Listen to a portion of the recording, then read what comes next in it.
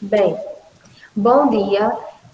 Primeiramente, assim, eu não me lembro, de fato não me lembro se eu comentei com vocês que o meu intuito é trabalhar com vocês charges de tirinhas no contexto da Guerra Fria.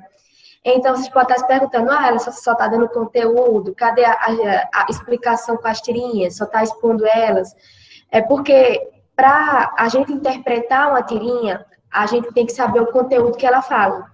Porque geralmente tirinha em charge, se você ler ela, você pode até achar engraçado, né? E perceber, nossa, isso aí é uma crítica a alguma coisa. Então, para você saber e entender, e até quem gosta de rir, né, lendo, rir da tirinha, então você tem que entender o contexto.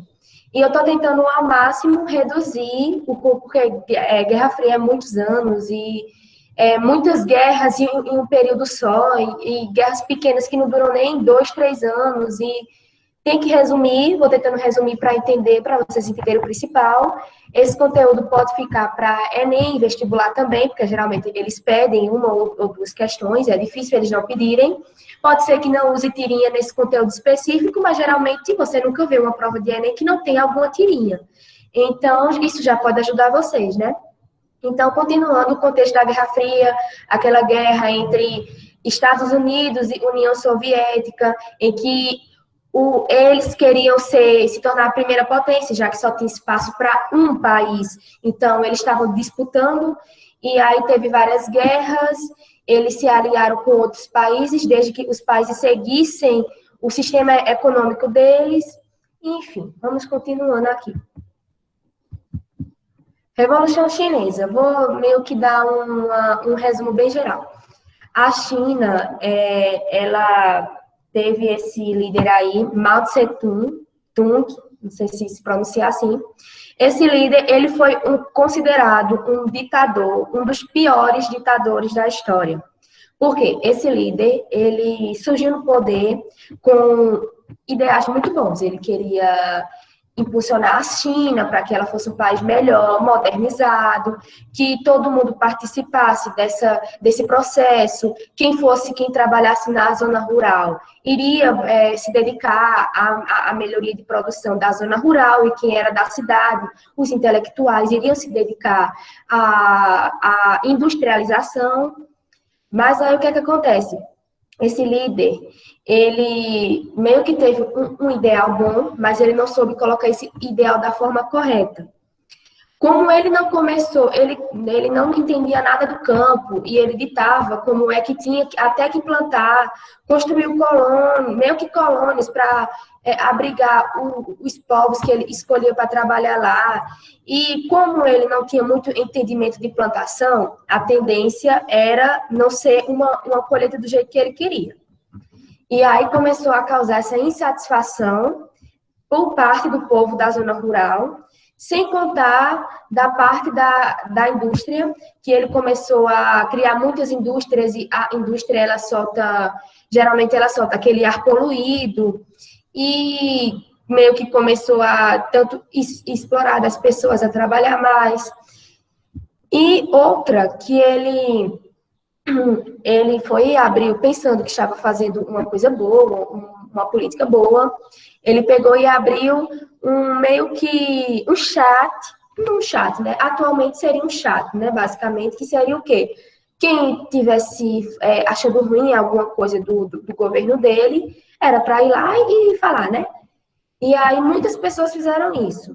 Chegou ao ponto de que ele mesmo viu que, enfim, a população, a maioria, não queria mais ele. E aí saiu e colocou outra pessoa no poder. Mas sendo que ele, apesar de muita gente não gostar dele, ele era um homem que tinha um poder de convencer você muito grande. E ele tinha uma grande população, uma grande parte da população seguindo a sua ideologia. Então ele vai, depois de alguns anos, com essa influência que ele tinha sobre muitas pessoas, ele consegue voltar ao poder. E aí ele começa, como ele viu que muita gente não gostava dele, e ele voltando para o poder, isso não ia mudar muita coisa, então ele começou uma meio que revolução cultural. Essa revolução cultural, basicamente, seria o quê? ele ia ser adorado, clamado e tal. Jovens que gostassem dele iriam ajudá-lo a perseguir pessoas que não gostassem dele, não gostassem e gostassem do sistema capitalista, já que ele era aliado com Stalin, então ele era comunista. E começou a perseguir a educação. No início, o plano dele era uma educação para todos, mas depois ele viu que não ia ser bom para ele. Então, ele começou a fechar escolas, perseguir jornalistas, professores, escritores, a queimar livros que tinham ideias contra ele ou a favor do capitalismo, e até colocou alguns folhetos dele, que nessa imagem daqui, essa aqui é uma das imagens da Revolução Cultural. Se você for buscar no YouTube, eu já encontrei jornais recentes, não faz nem tantos anos assim, que mostravam um pouco dessa comemoração a essa Revolução Cultural, que é muito presente na China. Então, mesmo o Mao Tse-tung ter morrido, a política ideológica que ele fez é muito presente na China ainda. E aqui, geralmente, soldados, camponeses e tal, esses seriam as pessoas que eram aliadas dele. Essa bandeira vermelha, ela tem o significado de quê? Do Exército Vermelho, que é o exército que Mao Tse-tung criou para ajudá-lo, né? A conter tanto as pessoas que eram contra ele, quanto as pessoas que queriam tirá-lo do poder. E esse soldado aqui, especificamente, ele está segurando um livro vermelho. Esse livro vermelho é um dos livros mais vendidos até na época, eu não sei se atualmente é ainda, mas na época ele era obrigatório nas poucas escolas que ele deixava abertas, que era um livro dele, com ideias dele, enfim. Ele tinha, se for comparar a ideologia dele, é comparar com a ideologia da Igreja Católica na Idade Média, foi muito grande. Tudo, a questão de escola, de cultura, de devoção, tudo ele pegou para ele. Até que esse cara morreu, né, com 82 anos, viveu muito, né? Enfim, e quando foi somar o saldo de benefícios que ele fez, ele de fato fez algum progresso na China, de certa forma cumpriu um pouco do que ele queria, mas ele deixou um saldo muito grande de mortes. Foi realmente um ditador bem pesado, né? Enfim. Guerra do Vietnã. Eu não sei se vocês chegaram a ver essa imagem. Essa imagem ela é muito famosa, principalmente quando se pesquisa sobre essa guerra. Eu acho que ela é assim, é o slogan da guerra. Se você olhar para essa imagem, você nunca vai esquecer da guerra do Vietnã, mesmo que você não lembre exatamente como foi. Eu não sei se vocês viram o material de apoio que eu deixei para vocês, tinha um vídeo, eu considerei o melhor vídeo para passar, que era da Guerra da Coreia. O Vietnã, ele seguiu um pouquinho do exemplo, no caso do quê? De se dividir ao meio. Era um país e se tornou dois. O do norte, ele era simpatizante com o comunismo, e o do sul, ele era simpatizante com o capitalismo. E aí, o que acontece?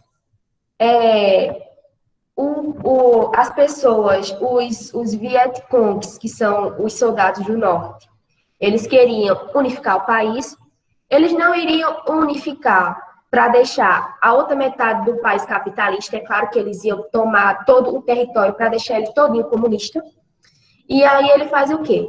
Ele pega e começa, tem a fronteira entre os dois lados do país, e não foi construído nada, nem colocaram soldados ali para vigiar.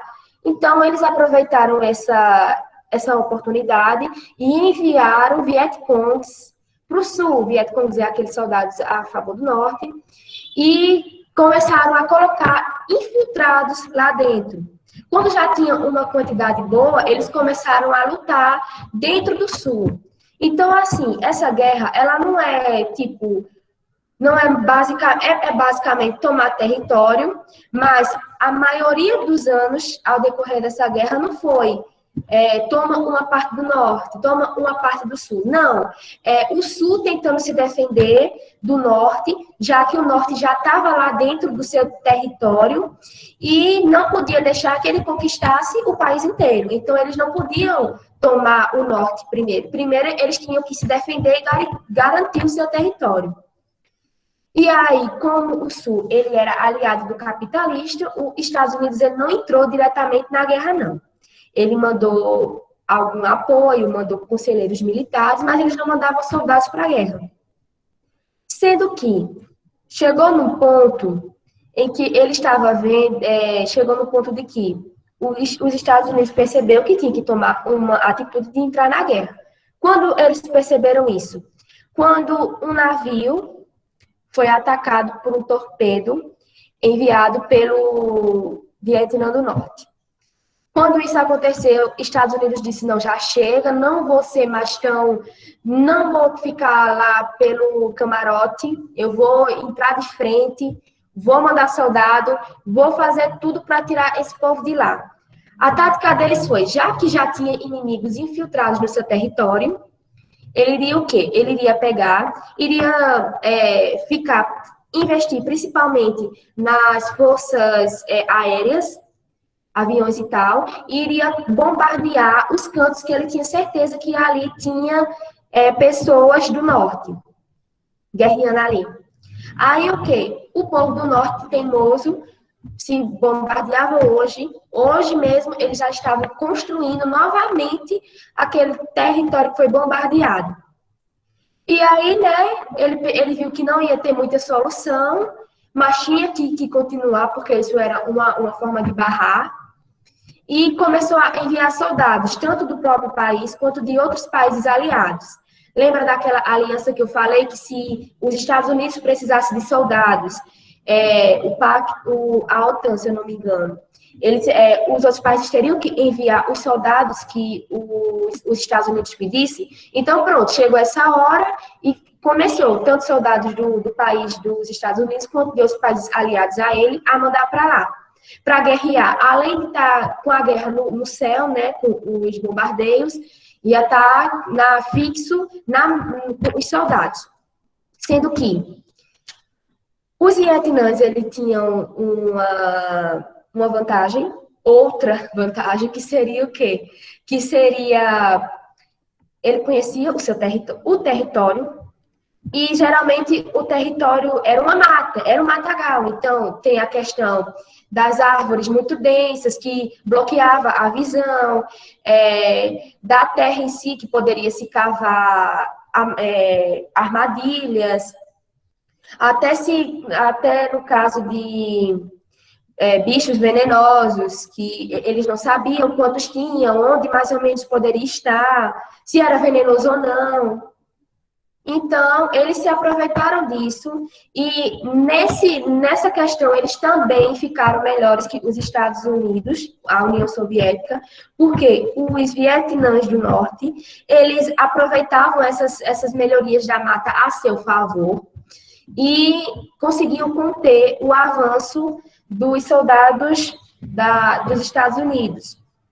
Os Estados Unidos, percebendo que a mata era uma grande aliada dos soldados do norte, eles pegaram e começaram os ataques aéreos mais fortes, que seria o quê? Espalhar pela mata substâncias químicas muito tóxicas que iriam matar realmente árvores, plantações, bichos, e quando entrava em contato com a pele das pessoas, ou matavam, ou deixavam ela com deformações e com a pele como se fosse queimando. Que, no caso, essa foto seria uma foto desse momento. Essa menina, eu acho que ela é a que mais expressa o quanto essa substância, quando entrava em contato com a pele, o quanto ela era prejudicial e agoniante, que, no caso, ela basicamente está aqui sem roupa, e com a expressão chorando, e os outros também, porque eles sentiam muitas queimaduras, e não dava para tirar isso. E pela localidade não tinha nem uma água para ver se passando diminuía mais, se é que diminuía.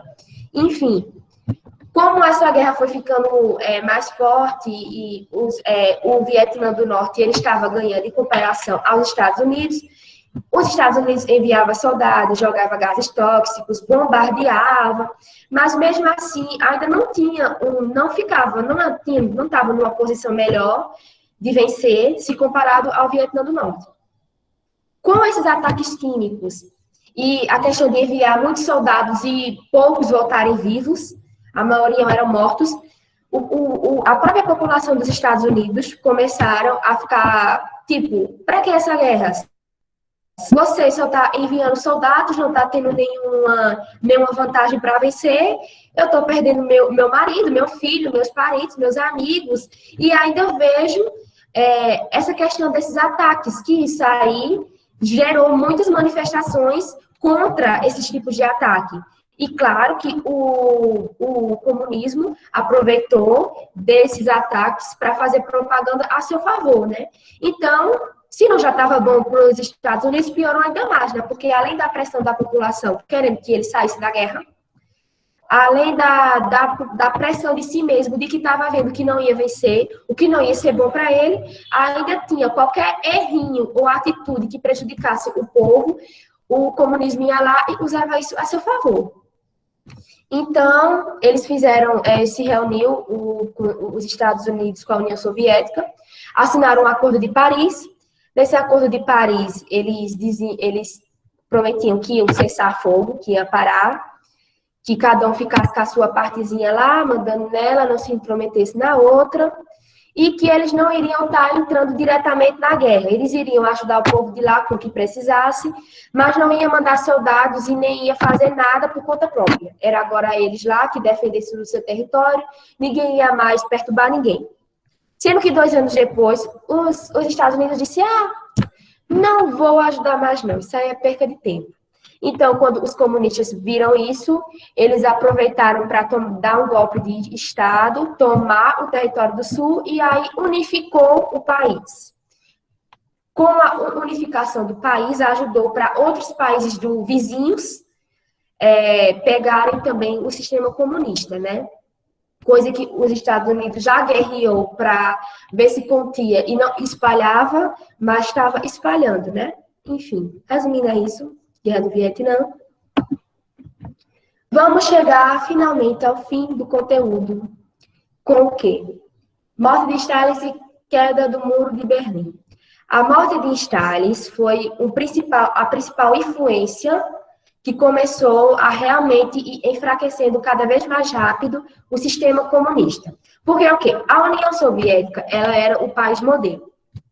Sendo um país modelo, a partir do momento que ela mostrasse, que ela não conseguisse mais se esconder, que ela estava enfraquecendo, os outros países já iriam perder a confiança nela, né? Porque não ia chegar ao ponto que ela chegaria, de ficar completamente falida. Não iriam querer isso, eles iriam se prevenir, claro. Então, o que é que acontece? A morte de Stalin começou a aparecer muitos crimes que ele fez, ele tinha campos de concentração, ele matou muita gente. Quem queria ir contra o seu governo, ele, não posso dizer, ele matava facilmente, reprimia. E aí começou a aparecer todos esses crimes de Stalin. E o povo, porque a economia, eles estavam investindo na corrida espacial e na corrida armamentista, e além de estar investindo na guerra de outros países, né? E aí não estava tendo uma evolução boa da economia. Muita gente começou a passar fome, porque não chegava dinheiro. E como era uma economia que era todo mundo igual, se um estava passando fome, provavelmente quase todo mundo estava. E começou a questão de faltar produtos, comida, dinheiro, emprego, enfim, né? A situação toda do caos. E como foram colocando outros líderes no poder. Esses líderes, eles não eram eles eram comunistas, mas eles não eram aqueles comunistas de ferro, que nem Stalin. Eles eram aqueles comunistas que, se eu estou vendo que por esse lado eu vou ganhar mais sendo capitalista, eu não vou deixar essa oportunidade passar. E foi nesse caso, até que um líder chamado Gorbachev, se eu não me engano, ele começou realmente com ideais mais afastados do comunismo, ele permitiu a liberdade de expressão, cancelou a censura, começou a se aproximar dos Estados Unidos, não tá aquela guerra toda, tipo, você é meu inimigo, eu não vou tentar nada de acordo com você, a não ser que eu veja que eu tô ferrado se eu entrar em guerra com você. E com essa questão começou a meio que enfraquecer cada vez mais, porque além da falta econômica, tinha um líder que não pregava tanto assim, você não precisa ser comunista ao extremo. Você pode ser metade comunista e metade capitalista, né? Vamos ser inteligentes, para a gente não acabar se prejudicando por conta de teimosia, para não aceitar o fato. E aí o quê? Teve a questão do acidente de Chernobyl. Chernobyl era uma usina nuclear e ela teve um acidente por uma falha técnica. E essa falha técnica, prejudicou porque estamos falando de usina nuclear, então ela usa muito radiação, matou muitas pessoas, destruiu o território que tinha aquela usina, até hoje tem radiação, até hoje as pessoas que foram expostas a essa radiação têm algum tipo de câncer, de deformidade. Então, esse acidente, ele foi muito vergonhoso para a imagem da União Soviética. E claro que os Estados Unidos não iriam perder a oportunidade de mostrar para o mundo a falha que o governo comunista teve. Então, se já não estava boa a imagem da União Soviética, já a tendência era piorar mesmo. Depois desse acidente, tentaram um golpe de Estado para tirar Gorbachev do poder, mas esse golpe foi um golpe frustrado, porque não deu certo, o povo pressionou muito para libertar Gorbachev e eles liberaram. Sendo que, um tempo depois, Gorbachev renuncia, e aí, basicamente, foi se fragmentando. Então, a União Soviética acabou se acabando realmente, porque ela foi fragmentada, várias cidades tiveram sua independência e começaram a se virar por conta própria, para ver se melhorava. Então, pronto. Aí acabou a União Soviética. Por isso que hoje eu digo que uma das referências para país que fazia parte da União Soviética era a Rússia, porque nesse fragmento surgiu esse país da Rússia. E como ela se fragmentou e o país modelo do comunismo era a União Soviética e ela acabou-se, então não tinha para que manter o Muro de Berlim. Porque, de certa forma, já estava na cara que quem tinha ganhado a guerra tinha sido o sistema capitalista, porque ele tinha resistido até a queda da URSS. Então, não tinha mais sentido ter um muro. Então, se juntaram pessoas, soldados e tudo mais, fizeram um evento, teve batuque, as pessoas lá ajudando, mesmo que o muro só pudesse ser derrubado completamente com tratores, porque era um muro muito forte. Mas tinha gente que pegava pedra, ficava batendo lá no muro, outros com machado, outros ficavam em cima do muro. Enfim, só sei que foi realmente um dia de festa. No material que a professora Lúcia vai disponibilizar para vocês, tem uma das reportagens que mostra um pouquinho desse evento.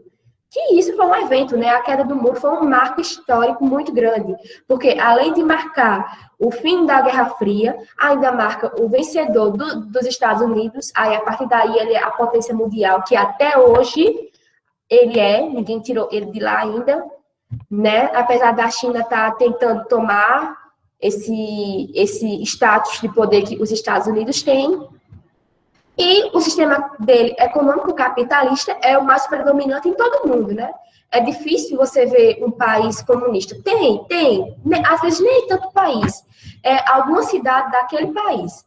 Mas predominantemente capitalista. Com o comunismo agora é uma coisa mais tímida, mais pouquinha. Pronto. Agora vou resumir. Maria Paula, um comentário. Você falou que hoje a questão do comunismo, né, ela é mais resumida e tal. Você poderia, assim, pontuar rapidamente, falar alguma coisa sobre as pessoas que ainda usam essa ideia de comunismo versus capitalismo, ainda falam hoje, na política do Brasil, a gente ainda usa essa estratégia, assim, de direita, esquerda, os comunistas, não sei o quê. O que você acha disso? Bom, eu vou tentar. É porque realmente eu não pesquisei muito sobre isso, sinceramente. Mas geralmente assim, faz sentido? Não, mas geralmente é assim, faz sentido sim, porque até como a senhora citou, a própria política do Brasil, ela tem essa expressão, é comunista, é capitalista, mas hoje não é mais tanto assim, né? É esquerda e direita. Mas geralmente, se eu não me engano, é a esquerda, né? Que vai ser mais a favor das ideias comunistas. Se eu não me engano, é. Enfim, só sei que um lado ele vai apelar mais para as ideias comunistas. Mas, assim, tem que entender que não é aquele comunismo que nem Stalin colocou, né?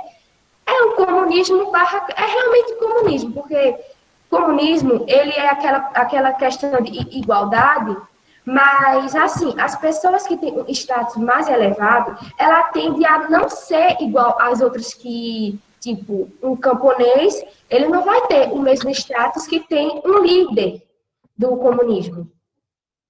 O líder do comunismo vai ter algumas melhorias. Aí o povo diz, tem a questão socialismo e comunismo. Aí, para diferenciar, geralmente diz isso, né? Que socialismo não importa o seu status, é todo mundo o mesmo patamar. E comunismo, geralmente, não. Comunismo é aquele povo rico, ele não vai empobrecer para ficar da mesma faixa etária que os camponeses, os pobres, não. Ele vai continuar com as regalias dele. Uma das teorias que falam de comunismo e socialismo para diferenciar geralmente é essa. Eu não vou afirmar que é certa, porque, enfim, né, tem muitas hipóteses que dizem que não é assim, né, que é umas que é a mesma coisa, o comunismo e o socialismo, mas, enfim, a Coreia do Norte, ela ainda tem muitos ideais comunistas.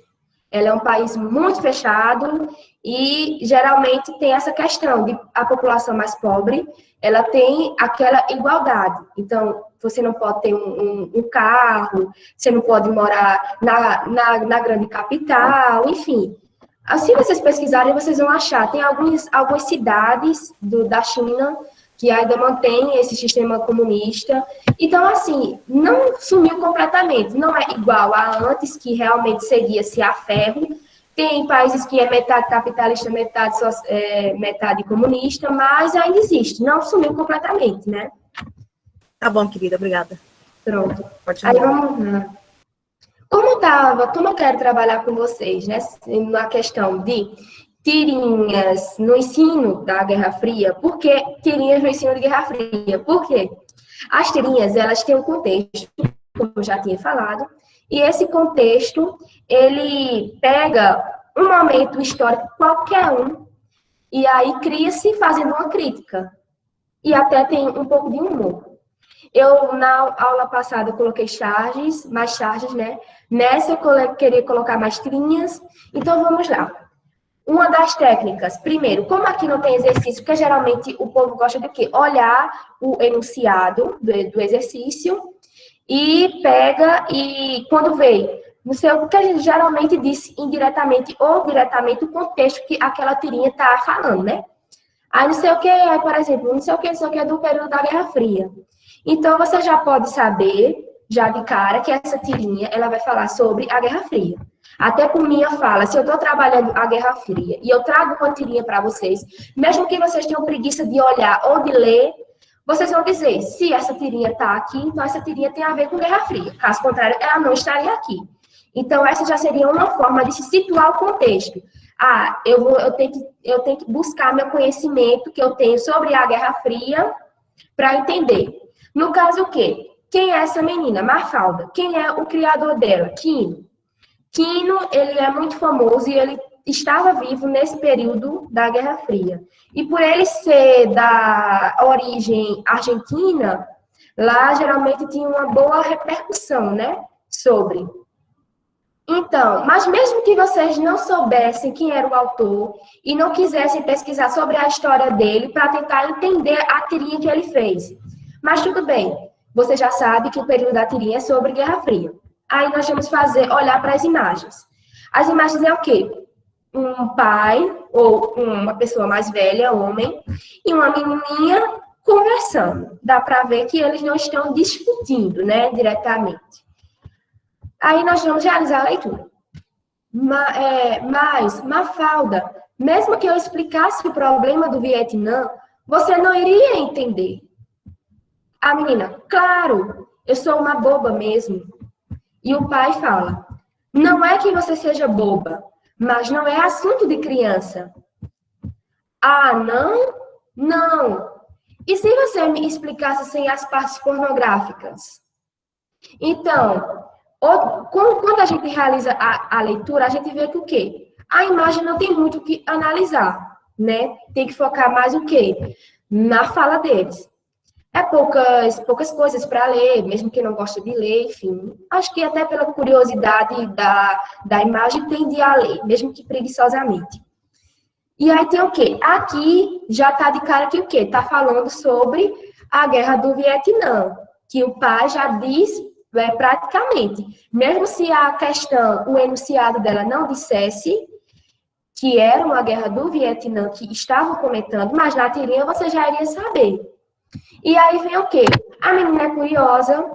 Nessa época já tinha televisão, rádio, e eles com certeza faziam muita propaganda.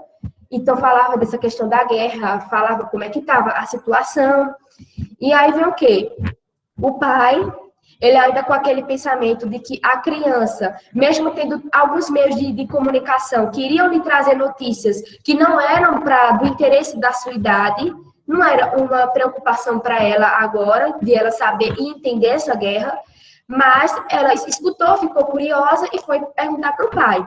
E o pai, ele talvez não queria explicar com medo de traumatizar a menina, né? Porque se você vê dois países guerreando e até as próprias crianças sofrendo com isso, o que é que vai passar na mente dessa criança? Preocupação, medo, e isso não é bom, né?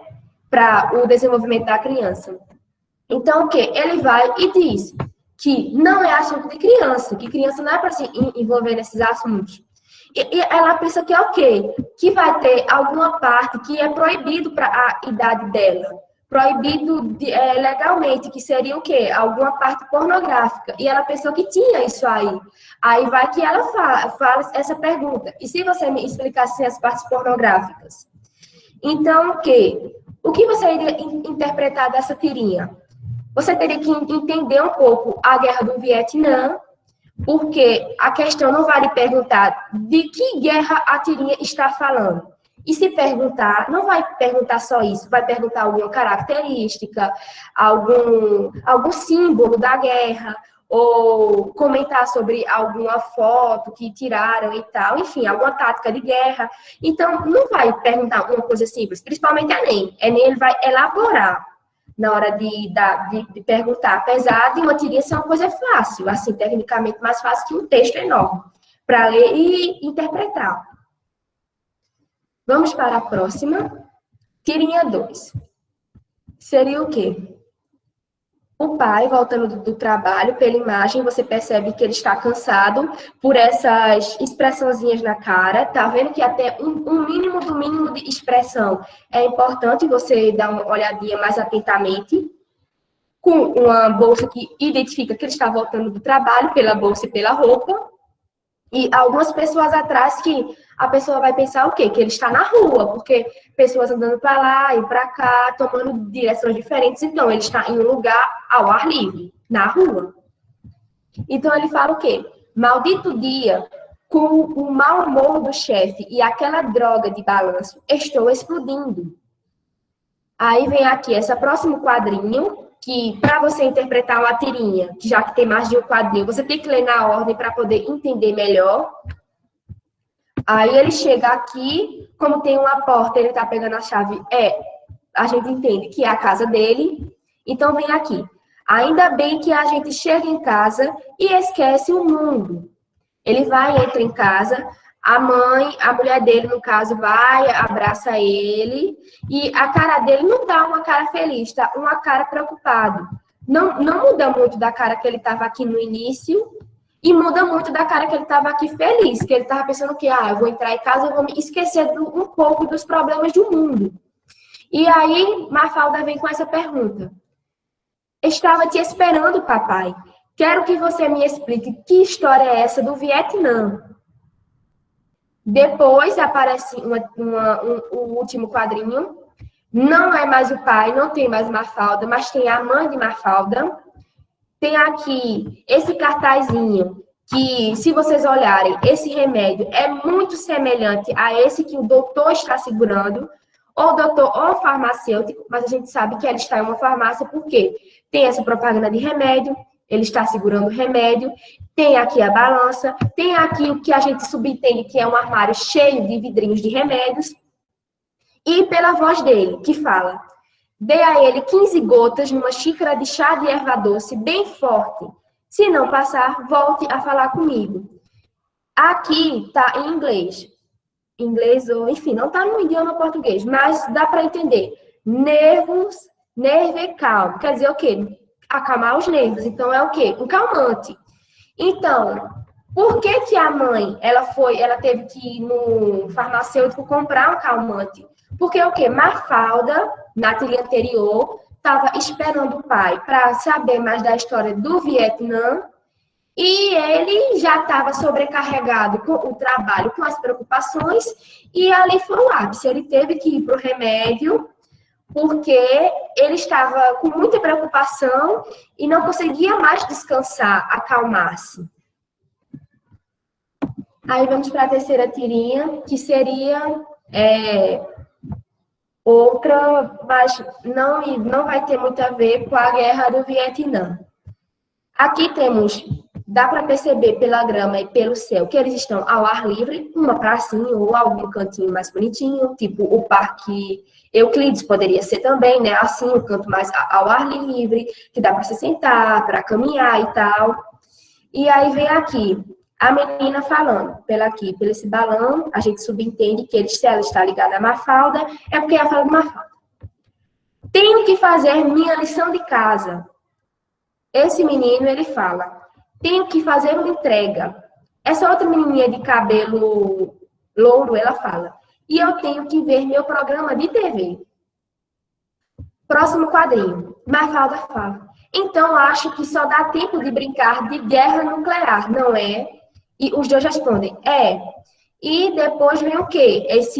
Essa expressão, boom, que significa o quê? Alguma coisa que explodiu, alguma coisa que estourou. Então, esse é geralmente o som que iria fazer, né? Boom! E eles caem no chão. Caso vocês não percebam, aqui tem uns risquinhos para cada menino. E eles vão até para o chão, até para os meninos que estão no chão. E aqui embaixo deles, não dá para perceber muito, mas se vocês olharem bem, tem meio que como se fosse uma imagem de alguma coisa caindo. Aí fazia mais ou menos essa imagem rapidamente. E eles meio que deitados. E aqui na última tirinha, tá, você pode ver que eles estão tomando rumos diferentes, então eles provavelmente estavam indo fazer as obrigações que eles tinham falado nessa primeira tirinha, nesse primeiro quadrinho aqui.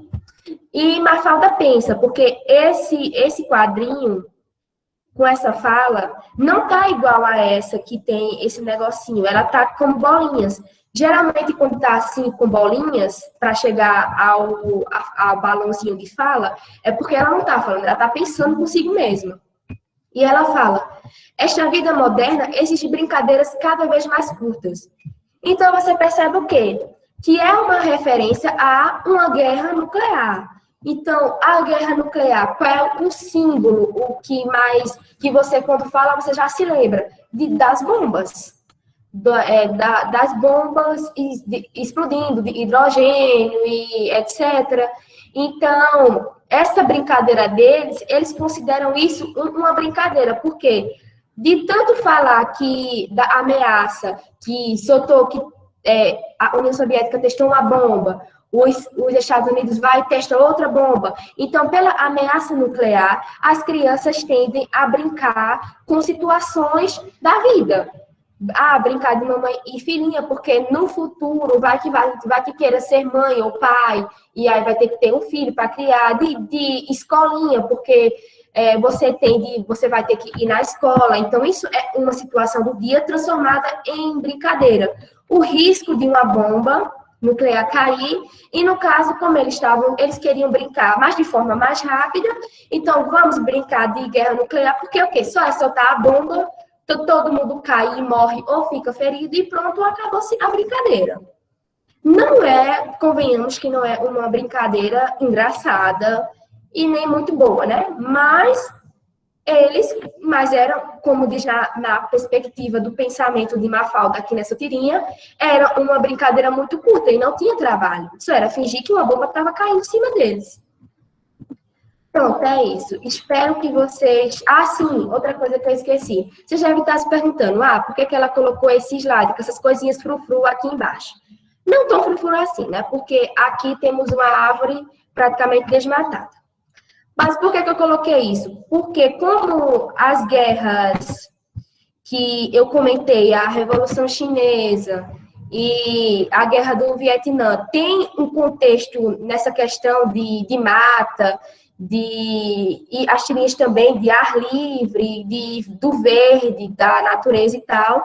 Então, eu achei interessante colocar ele para meio que referenciar também, indiretamente, que quando eu fosse falar da guerra e tal, vocês iam pensar, se ela vai falar da guerra, eu acho que essa guerra tem alguma coisa de natureza envolvida, mesmo que sendo como campo de guerra. Enfim, alguma dúvida? Espero que vocês tenham entendido como interpretar a tirinha, né?